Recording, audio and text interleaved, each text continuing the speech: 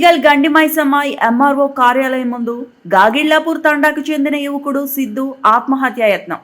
తన భూమిని ఓ బడా నిర్మాణ సంస్థకు కట్టబెట్టేందుకు రెవెన్యూ అధికారులు యత్నిస్తున్నారని ఆరోపణ.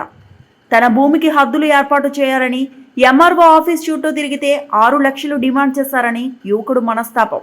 తన భూమి పత్రాలు పట్టుకొని ఎంఆర్ఓ కార్యాలయం ముందు ఒంటిపై పెట్రోలు పోసుకొని ఆత్మహత్యాయత్నం చేశాడు. మా అన్న ఫోన్ చేసి 6 లక్షలు అడిగిండు. 6 లక్షలు అడిగిన తర్వాత 2 days లో మా అన్న చనిపోయిండు. దానికి ఎవరు సమాధానం ఇస్తారు? ఇప్పుడు మా అన్న నాకు కావాలి, ఇప్పుడు తెచ్చిస్తారా? ఒక్క మాట నాకు క్వశ్చన్ కావాలి సార్. ఇంకా పెట్రోల్ తీసుకోరా రే విక్రమ్, పెట్రోల్ తీసుకోరా. నాకైతే న్యాయం కావాలి సార్. న్యాయం దొరికిదా నేనైతే పోను. నేను నా ప్రాణాలు పోయినా పర్లేదు, నా ఫ్యామిలీ బాగుంటే చాలు నాకు.